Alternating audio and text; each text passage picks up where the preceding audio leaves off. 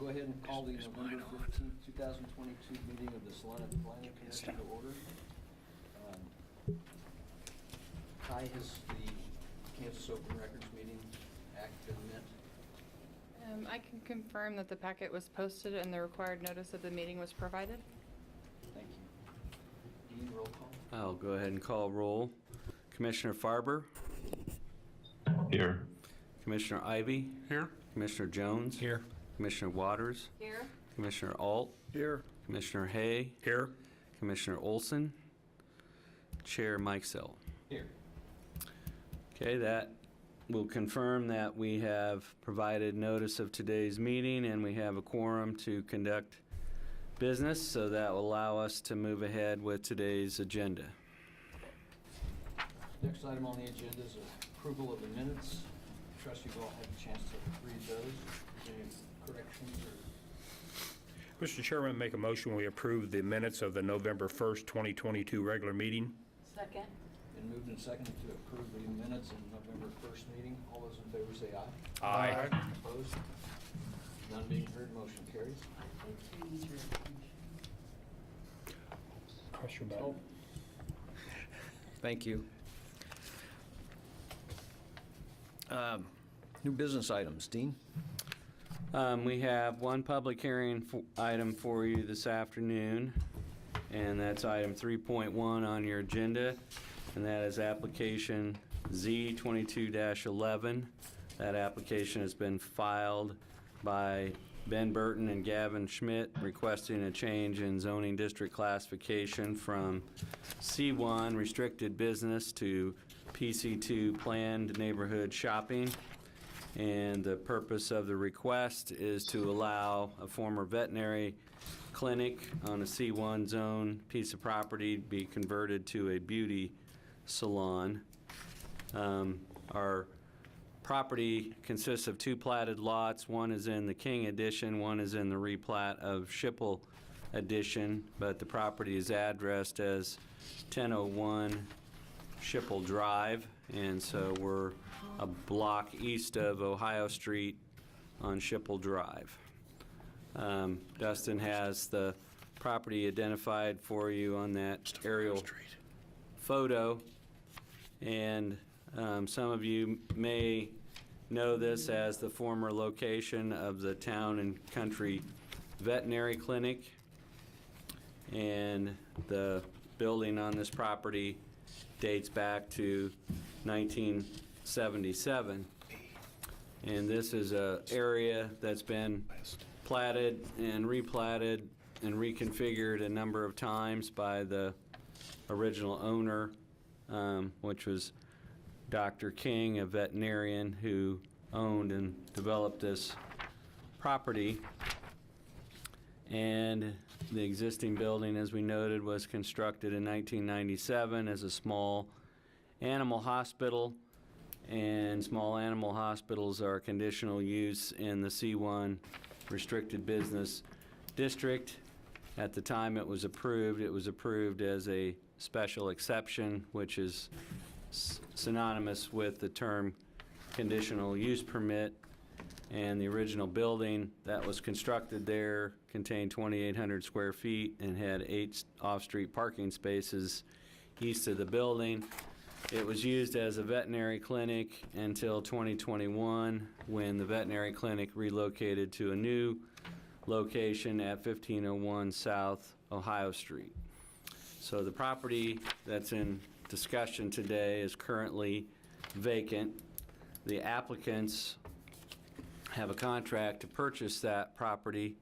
That contract is contingent on the property being able to be rezoned to allow them to convert the former vet clinic to a beauty salon with multiple salon spaces for multiple operators. And so the concept is a little different from the standpoint that there would be multiple stations or operators, but they would not be under a single management. They would be independent operators that would be leasing space within the salon. And so, because beauty salons are not listed as a permitted or conditional use in the C1 district, they have applied to change the zoning to C2, which does allow beauty salons. And because this is a request for planned commercial zoning, they've also submitted plans for the commission's review as to how they propose to redevelop and use the building and property. So your role this afternoon is to conduct a public hearing, to review the applicant's request to change the zoning and use of the property, and to determine whether this change in use from a veterinary clinic to a hair and nail salon would be compatible with the zoning and uses of nearby properties, and whether a multi-station beauty salon in this location would have any detrimental effects on the surrounding neighborhood. So we have summarized for you the intent and purpose of the C1 district, which is designed primarily to accommodate offices. And Dustin, if you could go to a zoning map just to show what this block looks like. This block is somewhat unique compared to the rest of the corridor on South Ohio because it is carved out as a block of C1 surrounded by other more intense zoning along Ohio Street. But if you have familiar with the area, you can see that it's mostly business and professional offices because that's what C1 is designed to accommodate. So if this request were approved, ordinarily going to C2 would allow any C2 use to be present on the property. Staff is recommending that the C2 uses be limited to beauty salons. We've provided some distinctions between the C1 and C2. The maximum building height in C1 is 30 feet. The maximum height in C2 is 50 feet.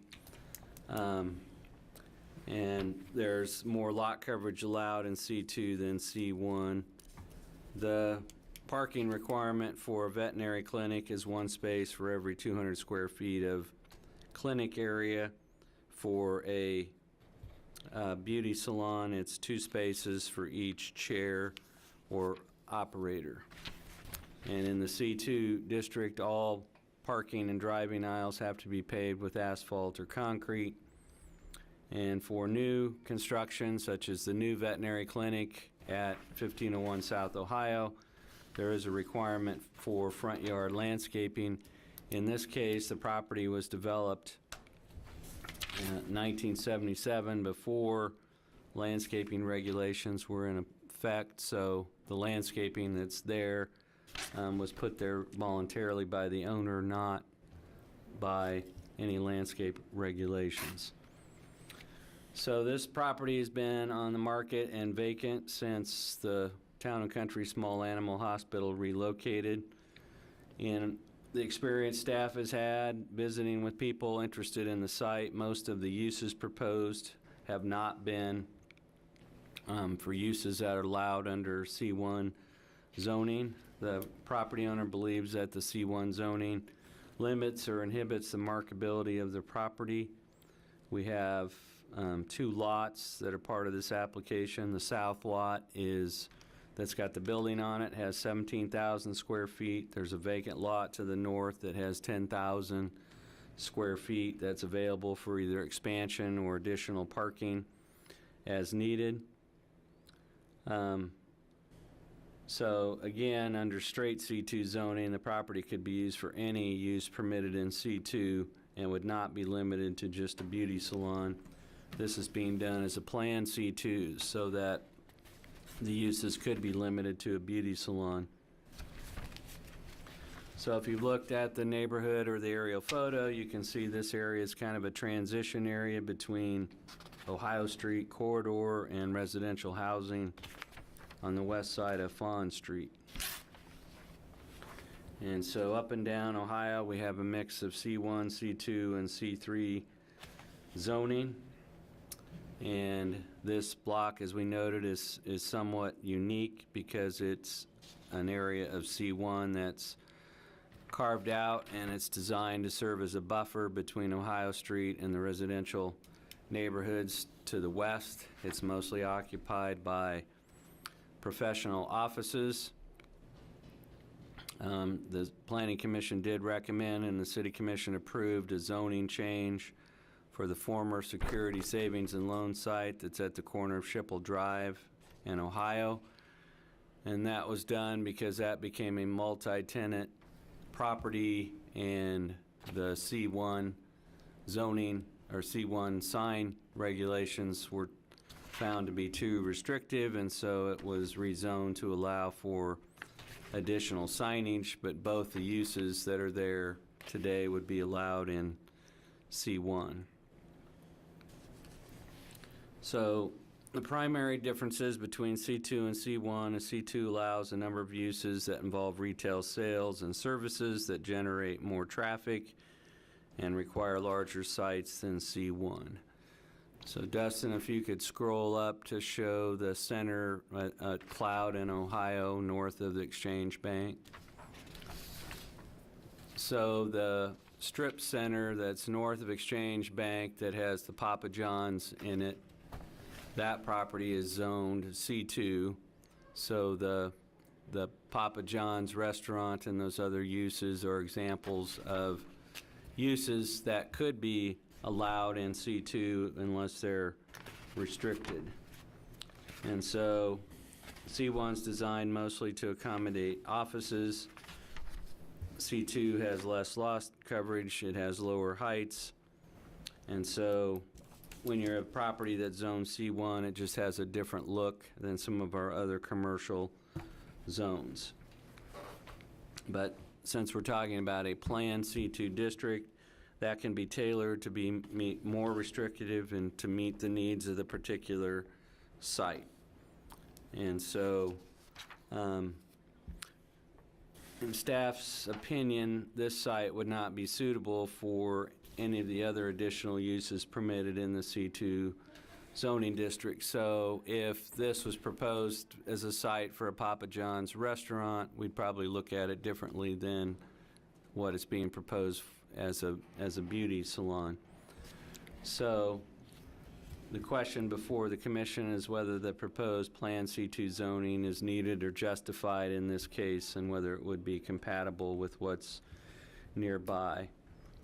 We have adequate water and sewer service in place. There are fire hydrants across the street on the south side of Schippel Drive.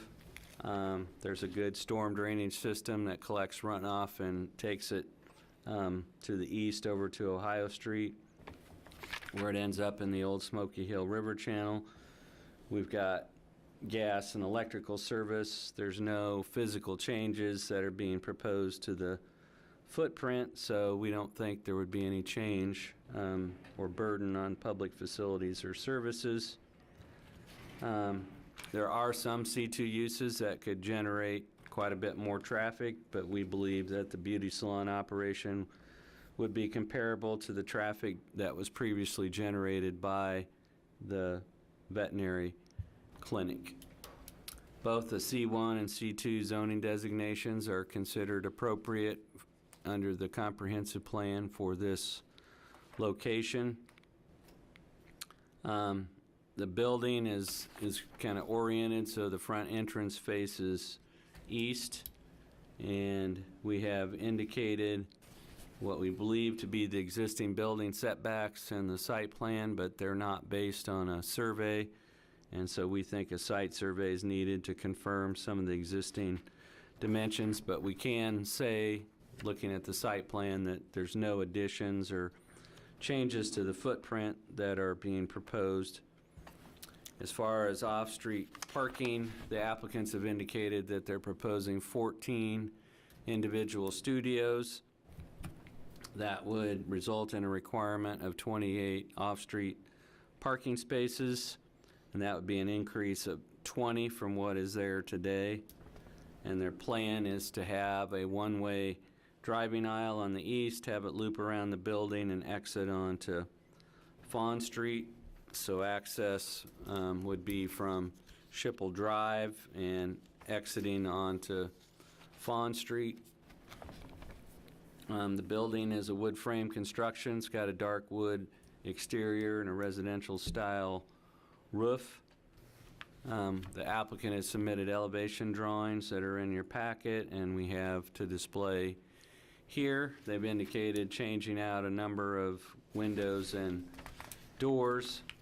The building currently occupies 16% of the south lot, so there's a substantial amount of green space on the property.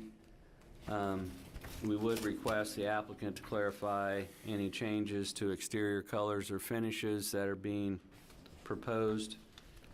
It was a little unclear from the elevation drawings, and so your role is to look at the building design and see if it would still be compatible with surrounding development and the residences across the street.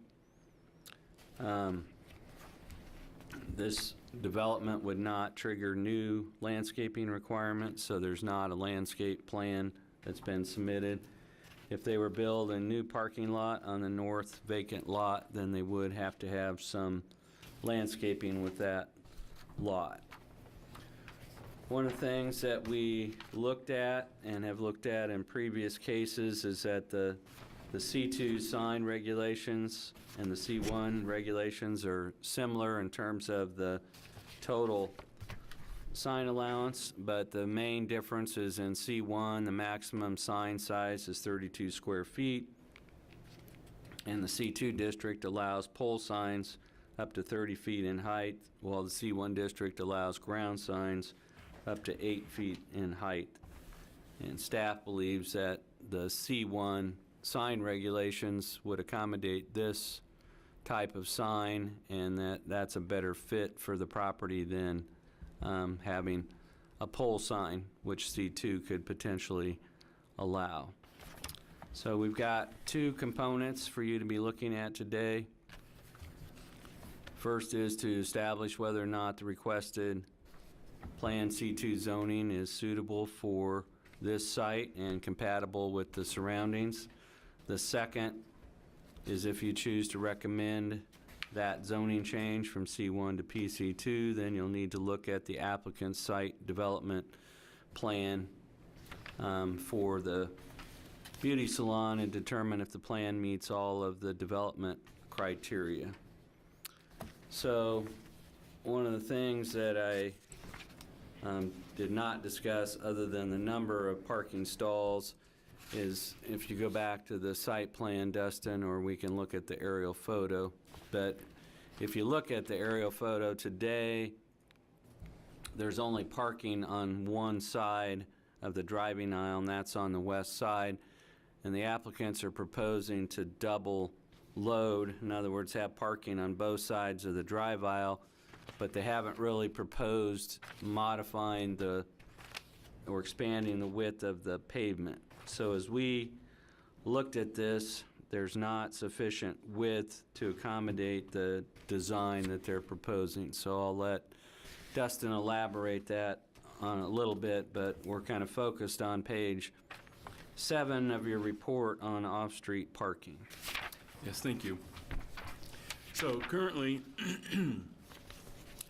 the site has a two-way driving aisle that's 24 feet and perpendicular stalls that head into a sidewalk that the facility can be accessed from.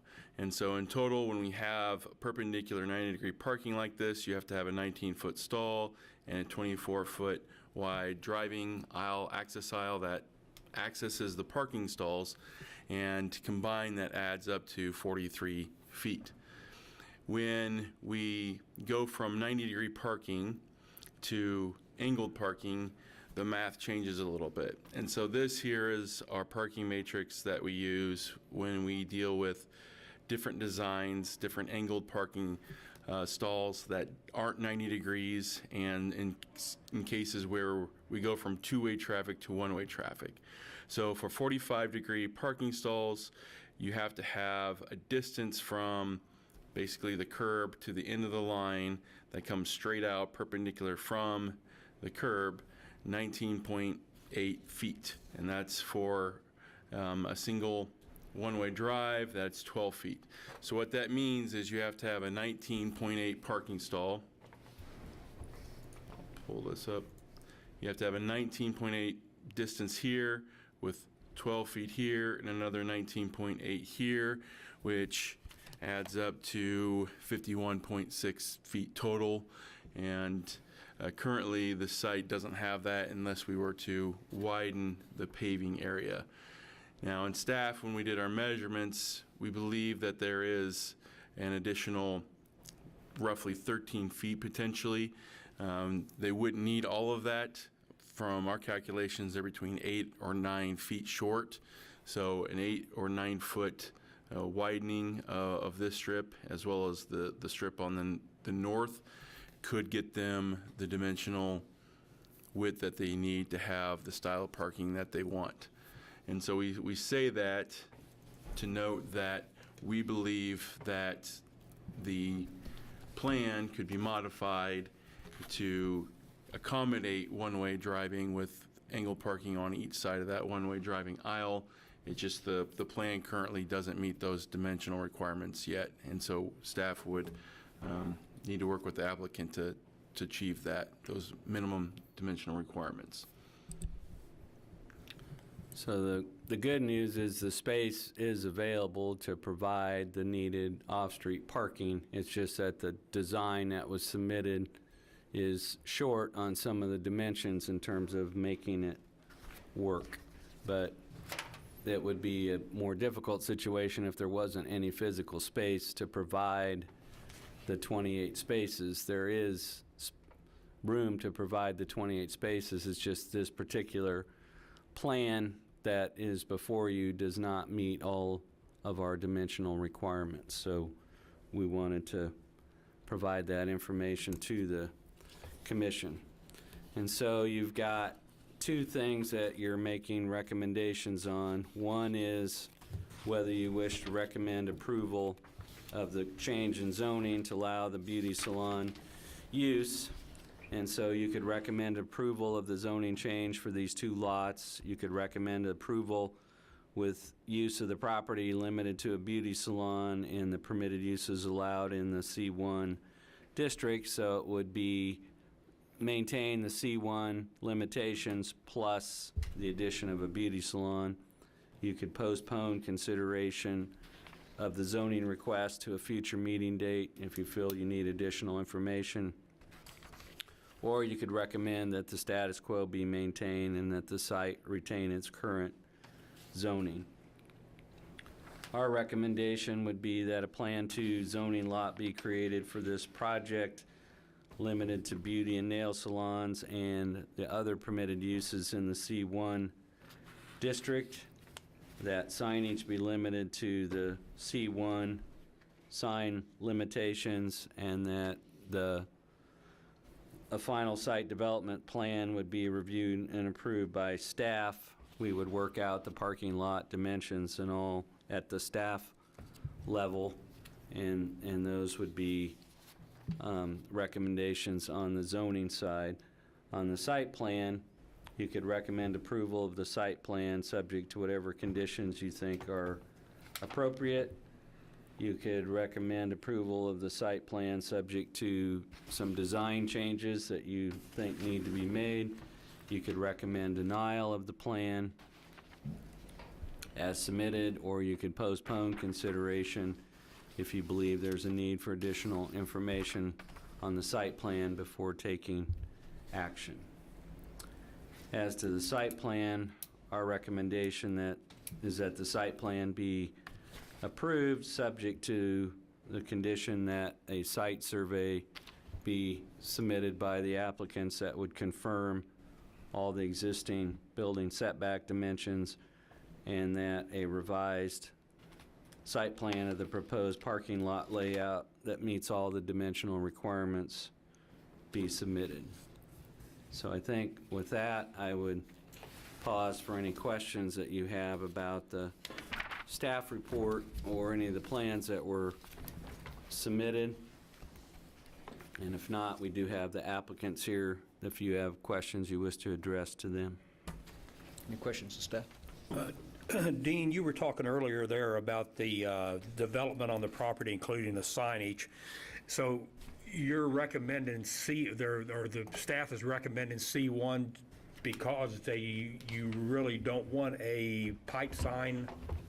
Well, we think that because they're not changing the building and the use as a beauty salon, while not identical, is fairly comparable to its historical use, because historically it's only been allowed to have a ground sign and it's next to residential development, and all the other, if you drive around, all the other sites there have ground signs. We think that limiting this site to having a ground sign only is appropriate. So that's our recommendation.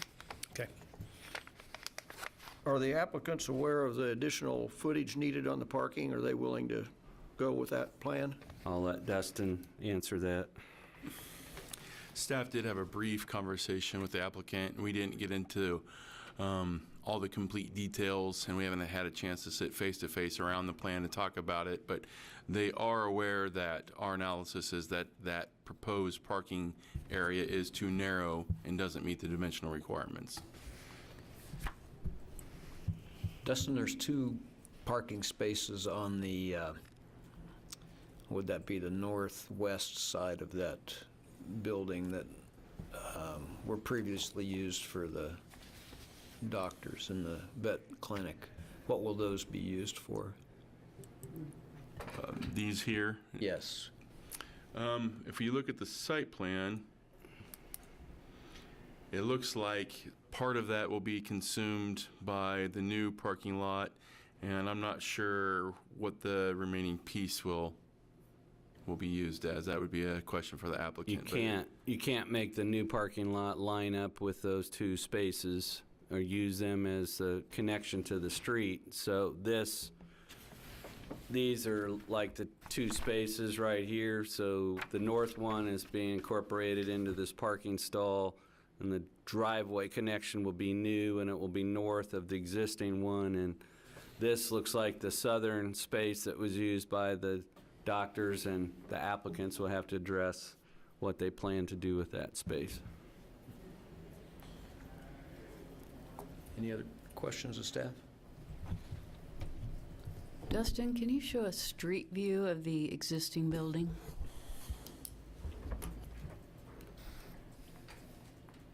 This view, are you talking like a Google Earth kind of? Google Earth. Give me a moment. I'll see if I can get that pulled up. Yeah. Okay, you can continue while I... Sure. And Commissioner Farber, do you have any questions of staff?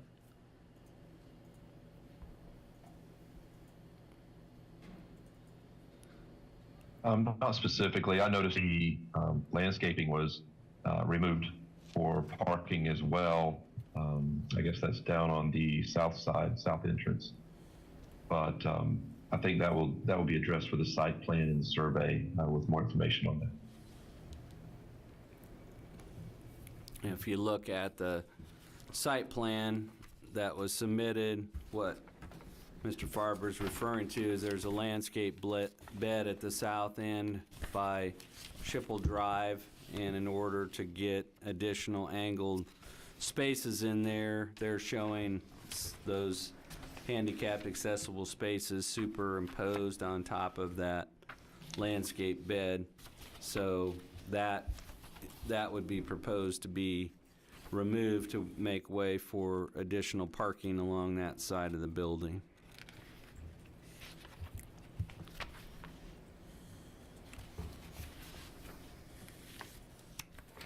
So here would be the street view of existing conditions. And it looks like the image date is August of 2019, so fairly current anyway. Thank you.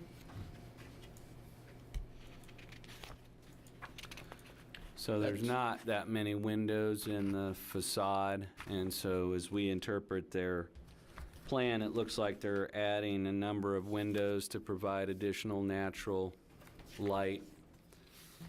And they can go into detail on that. Dustin, what Commissioner Farber is referring to is that island there at the south end, close to Schippel, that that would appear to be removed as part of this plan. Correct. I'll try to get back zoomed in so we can get on the correct street side to look at that. So this landscape bed, There you go. this would be removed to be incorporated into parking spaces, and then the sign would be relocated over to the east side over there. So if the applicants have any plans to replace that or substitute for it, that would be something that they could address if you have questions about that.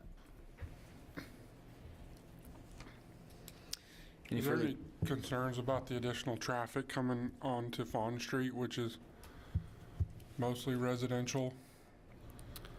I don't know. Well, what we've heard reported, and currently the driveway is only on so people are entering and exiting Schippel, but what we've heard from other property owners in the neighborhood is that when people exit, rather than using Schippel and going back to the east, they're going up Fawn to Cloud Street so that they can take advantage of the signal at Cloud. So it is correct that they don't have a driveway on Fawn today, but a lot of the traffic comes out and then it goes up Fawn to Cloud Street to get to the signal because it's hard to make a left turn coming out on Schippel Drive. And so we've just had that report anecdotally from some of the property owners out there that they're seeing that, and even seeing some people on Brock Road cutting through the Bank 6 parking lot so they can go up Fawn and up over to Cloud, because it's easier to make a left turn on Ohio at the Cloud Street intersection than it is to turn from Schippel. So it's possible that having a driveway on Fawn would, but looking at the traffic generation numbers, there's not a great deal of difference between a veterinary clinic and a beauty salon in terms of the number of trips generated. But the fact that they're adding a driveway to Fawn, we think a lot of that traffic was already exiting onto Schippel Drive, going west, and then going up Fawn Street to get to Cloud. Any further questions to staff? Would the applicant like to address the commission? Your name and address, please. Can you hear me? Yep. Ben Burton. 618 Venesta Drive in Manhattan, Kansas. I'm one of the applicants along with my partner Gavin Schmidt. Really excited to be here today. Thank you for the opportunity. Thank you to staff for the thorough presentation and working with them through this application process. Our first location for this concept is in Manhattan. It's located in the Grandmere, Colbert Hills area of town, and really similar neighborhood demographics with a diversity of housing and commercial. So we feel like this will really fit into the neighborhood. There's an example of our building there in Colbert. The concept itself allows salon professionals to run their own business, so kind of an entrepreneurial venture for them. They set their own hours, they have their own business, they service their clients. We just give them the space to do that. There's another photo of our interior. You can see the sliding glass doors that are lockable, that they work with their clients in. Specific to the building itself, we intend to keep it a wood-sided building. We don't have a paint color picked out yet, but it would certainly be painted to a more neutral color, something that fits the neighborhood. The windows that are proposed are a black window frame, again, to provide natural light, as staff said, and it's something our professionals in Manhattan have commented they really appreciate when they're working with their clients. It also adds a little bit of curb appeal. In terms of landscaping, if you've been by there, it's pretty overgrown, it's in pretty bad shape, so our intent would be to clean up all that landscaping, reseed where necessary, and any modifications to the parking lot or landscaping beds would be tied back in with new landscapings to make that fit the neighborhood. We don't have a landscaping plan. I apologize about that, but that would be the intent as part of that parking lot construction. We did have a quick conversation with staff about expanding the parking lot. That's something we're certainly willing to do. Parking is our number one most important asset. The last thing we want to do is have the professionals renting from us have a client complain to them that they can't park. So not only do they want parking, they want their clients to be able to walk right into the building and be close. So parking is something we're very mindful of and not something we want to go cheap on. I think that's all I have. I was going to introduce Gavin, but then I just started rambling, so I'll let him talk for a minute. Good afternoon, Commission. Gavin Schmidt, 155 South Dartmouth Drive, Manhattan, Kansas. I don't have a lot to say, but I'll just make one comment in regards to traffic flow. Is with this concept, the nice thing is while there's 14 chairs, they're all individual business owners, and you'd be amazed at the different hours that people decide to work. So there's some people who are early birds and might cut hair at 8 or 9 or 10 in the morning. Then some people are more like 6, 7, or 8 at night. So it's not typically just everybody surges in at one time. It's pretty low density, and we've noticed that at our facility in Manhattan as well. So just the last comment I wanted to make. So thank you for your time. I appreciate city staff's time as well. So And you have no problem with expanding the width of that parking area to accommodate the angle parking and the driveway width? that's right. Yeah, we'll work with city staff to ensure that we're within compliance. And then where do you envision the people that would rent these places? Would they be parking in a separate, like, say, the back row? Or Yeah, so what we typically do is, just like most business owners, is we kind of let the staff who rent from us, hey, you take the furthest away spots, and it's pretty common practice that they want to provide their clients with the best experience as well. So they typically won't park up front. So, I mean, while there's no hard, fast rules where certain people have to park, it's just kind of general courtesy that I would assume on that north side would be where most of the stylists renting from us would park, and then that allows the kind of closer to the entrance spots for the consumer. so just a personal question, how's your rental rate in Manhattan at that facility with stylists? Do you stay pretty full? Yeah, we've had really good luck. We've been open for about 5 years, and it really seems to go well in the community. So there's a lot of stylists that want to work for themselves, but and I speak to this. My mother's been a hairstylist for 45 plus years, and used her as a consultant as well. And really what it comes down to is a lot of these stylists, they're artistic in nature. They enjoy what they do. They enjoy their clients, but they're not necessarily really excited about negotiating commercial leases and doing build-outs and things of that nature. So providing just kind of a turnkey space for stylists to own and operate their own business has been successful so far. So in terms of how they would market themselves, would the name that you had on the sign, I don't remember what that was, they would all be at that address and under that name, and then? Not necessarily. Everybody kind of manages their business differently. We have several stylists. We actually had an article written about one of the stylists who owns their business there in Manhattan, and she's pretty much just markets through Instagram, and she's built her following that way. And they all have their own studio names typically. Mm-hmm. They'll set up a sole proprietorship. Some set up LLCs as well, but for the most part, they market themselves or their business as their own standalone name. Some people will say, our sign said Salina Salon Studios. We're not 100%. That'll be the name. We're not certain of that yet, but so some people might say, I'm XYZ Haircutters at Salina Salon Studios. So it's more of like a landmark more than it is a business name. Gotcha. Do you have any problem with the recommendations on either one of the that staff has recommended? There's 3 of them on the first one, and I guess there's 2 on the second. with the site survey? You have any problem with any of those recommendations? No, so just to kind of reiterate, the recommendations are regarding the signage, which we're okay. In fact, we plan to use that same monument sign. We'll move it to a slightly different location, but we plan to continue to use that monument sign, so we're good there. The parking was the other one, and if you could remind me what the third recommendation.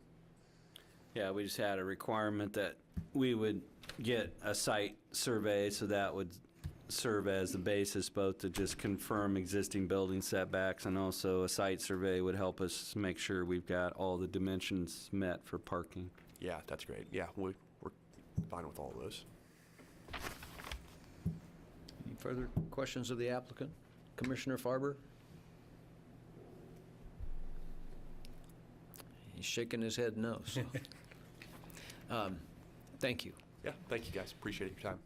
Do we have anybody from the audience that would like to comment on this application? We do not have anyone on Zoom, so anyone who would want to speak on that would be in the room. Thank you. Your name and address for the record, please. My name's Roman Stanford. I live at 1828 Fawn, which is basically right across from the empty lot. Our neighborhood, I don't know, they said they'd be open later hours. Most of that area closes like at 5, the insurance place and stuff of that nature. As a taxpayer, it bothers me that we're gonna have a business across from a residence that's gonna be open late. It also bothers me, you're talking about a parking onto Schippel. You know, the people that you may have talked to are usually gone by 5. There is no traffic there. I've lived there 28, 30 years, and it's a relatively quiet area. And then the only other thing I have is going from a C1 to C2 and keeping it as a beauty parlor. That's fine, but what happens after the beauty parlor? Does it go back to C1, or what can move back in there once, if they decide to sell or whatnot? I'll let Dean. What the recommendation is that it's essentially maintaining its C1 limitations plus the addition of a beauty salon, and that is the only real change. So for sign purposes, C1 is still going to apply. For building height, C1 is going to apply. And so if this changes hands or it gets sold, the only uses that can be used for is either C1 uses, which is what you see there today, dentist offices, orthodontist, financial services offices, or a beauty salon.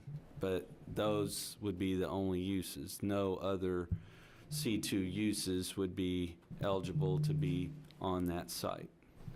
And then I do know when Town and Country was there, 3 days out of the week, we wouldn't get our mails dropped because they would park in front of our mailbox. Our trash wouldn't get picked up was the other problem because of off-street parking. That's also something to look at. I understand that they plan on building a parking lot exiting onto Fawn, which would be basically behind where I pull out every day. I'm not pleased with that, but that's in your hands. So what, for our benefit, on the aerial photo, which house is yours? That one? Right there. Okay. So their driveway would be slightly north of where this curb cut is today. It would kind of straddle that property line, but as it stands now, some of this parking would be on that north lot, but this driveway curb cut is going to be basically kind of straddling that property line. I would think that the on-street parking might be easier with the salon. The veterinary clinic had 5 vets and about a dozen support staff, and all those people were encouraged to park someplace other than the parking lot. That's where we take our animals. We still take them there today. They're great people, and it's just cost of doing business. I'm just thinking of the increase in traffic down our road. If I'm not mistaken, that's also the emergency road for your emergency personnel going into the rest home that's right there. I mean, that's something to look at as well. Yeah, that would be an access to Arbor Court, but what we have had reported to us is people going from New Horizon or Brock Road and using the area behind right here as if it were a street And so it's very hard to make a left turn here, so people are coming out of here, driving up here, and going up Fawn to get to Cloud Street, because that's an easier maneuver to make a left turn on Ohio. Correct. But that's just my thought. I mean, I welcome your business here, but as a homeowner and taxpayer, we've worked really hard for that area for the last 30 years. I honestly think that if this goes this way, the amount of on-street parking on Fawn will be reduced, because there'll be more vehicles parked in the expanded on-street parking lot and fewer, because right now you can only accommodate 7 vehicles in that area. Correct. And they're going to expand that from 7 to 28, so that's going to hopefully take cars off of the street that might be parking or had parked there for the vet clinic but won't be parking there for this, because they're going to expand the available on-site parking from 7 to 28. I'd agree with that. And I've had times when I've taken my dog to the clinic and had to park on the street because it was so crowded in that parking lot. And they run a lot of animals through there. Yeah. So my guess is that the net amount of traffic is going to be less, and definitely on-street parking, I would guess, would be There's a difference less. between traffic and parked cars. There is no traffic there after 5 o'clock. And if you're telling me that we're going to have a business across from our residence that's going to be open, like he said, till 8, because people like to work later, I mean... I'm still thinking the volume's going to be pretty low, though. Right. But anyway, thank you for your time. Thank you. Thank you for commenting. And Dustin, you said we didn't have anybody online? Correct. Yeah, so for our notification and outreach, we sent letters out to all property owners that lived within or had property within 200 feet of this site, and then we also posted a sign on the property. But until we heard from Mr. Stanford today, which we appreciate his comments, we didn't receive any phone calls or comments from anyone that we sent notices to. Was the rest home notified? Yes. And we didn't get any contact from them? Mm-mm. Okay, thank you. Any further questions of staff or the applicant? Bring it back to the commission for discussion and action. Again, we would be looking at making 2 different recommendations. One would be on the rezoning request, and then one would be on the site development plan. Do you want those in 2 separate motions, Dean? Yeah, I believe they should be in 2 separate motions. Mr. Chairman, I make a motion that we approve the, application Z 22-11, Plan C zoning to be created with the following 3 conditions we have listed on page 9. Second. Been moved and seconded to approve application Z 22-12 with the 3 staff recommendations. All those in favor say aye. Aye. Opposed, same sign. None being heard. Motion carries. Mr. Chairman, I'd also make a recommendation that we approve the site development plan conversion to this building with the 2 following conditions that are listed on page 11. Second. Been moved and seconded to approve application Z 22-12 site plan recommendation with the 2 staff recommendations. All those in favor say aye. Aye. And note that Commissioner Farber gave us the thumbs up. All those opposed? None being heard, motion carries. And so for the benefit of the applicants, that is in the form of a recommendation. That Planning Commission recommendation will be converted into an ordinance changing the zoning of the property that would go before the City Commission on Monday, December the 5th. So it's not necessary that you be in attendance at that meeting, but we want to make you aware that you're welcome to attend and that we'll provide you information ahead of time.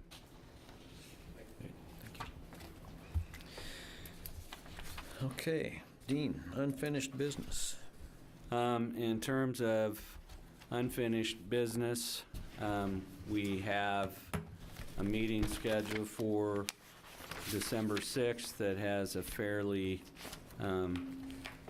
healthy agenda in terms of number of items, applications related to student housing for Kansas Wesleyan, 2 final plats for expansions of existing residential subdivisions, which would be Stone Lake at Ohio and Schilling and Magnolia Hills Estates at Holmes and Magnolia. And then we have a proposed plat and development on the west side of North Ohio, just south of Foley Equipment, that will be bringing forward. So you'll have a pretty full agenda on the 6th. I'm pretty confident at this point that based on the busyness of that agenda, there will be no meeting on the 20th of December, so it'll just be a trade-off. But for those of you like Carla and Jerry who serve on other boards, they will not be so lucky because the Heritage Commission will be having a meeting in December to look at some projects relating to further expansion of the Lee Lofts project at Elm and Santa Fe that will go before the Heritage Commission. And Spencer's working with somebody who wants to do solar collectors in a historic district, which is a new one for us, and that will go before the Heritage Commission. And then the Board of Zoning Appeals will meet this week, and also we have some items scheduled for December.